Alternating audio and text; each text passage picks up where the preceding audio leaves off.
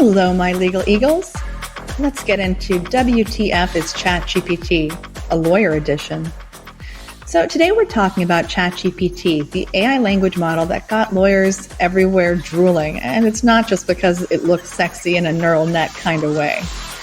So have a billion questions but don't want to look like an idiot in front of the partners or case team? Worry not. I got your back. So WTF is it? Well, ChatGPT is an AI language model that can make your life easier or more complicated depending on how you look at it.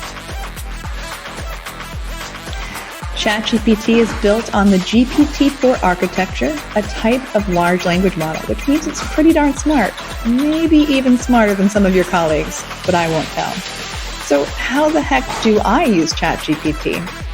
Well, you type in a prompt, shame the AI for a crappy answer, then basically just rinse, repeat until the AI generates something that's halfway useful. Thanks to its massive training data, ChatGPT can help you find legal definitions, relevant case law, and even give you legal advice, although we recommend consulting an actual human lawyer too. So why is everyone freaking out? Well, the bad news is that ChatGPT can also be a bit of a wild card. You never know what it's going to say. Truth, lies, downright BS, who knows? It's kind of like Thanksgiving with your crazy uncle. You'll survive, but not unscathed.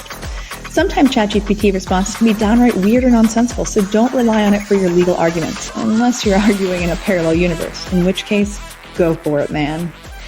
And if you're not careful, ChatGPT can lead you down a rabbit hole of irrelevant information, leaving you with a headache and a pile of useless research. No bueno. Plus, if you're not clear in your language input, ChatGPT can get confused and give you an answer that's way off base. Kind of like trying to communicate with a very drunk friend. But on the other hand, ChatGPT can also be hilarious and give you some much-needed comic relief in the midst of a stressful day.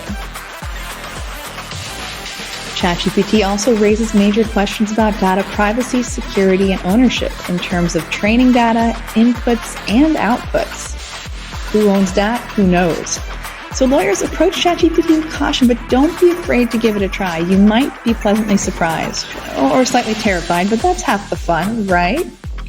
And remember, at the end of the day, ChatGPT is just a language model. It can't replace your legal expertise, your instincts, or that trusty cup of coffee that's been on your desk for 5 days. So get your head out of the sand and let's start experimenting with it. You can't slow down this bus. It's been TechnoCat. Talk soon.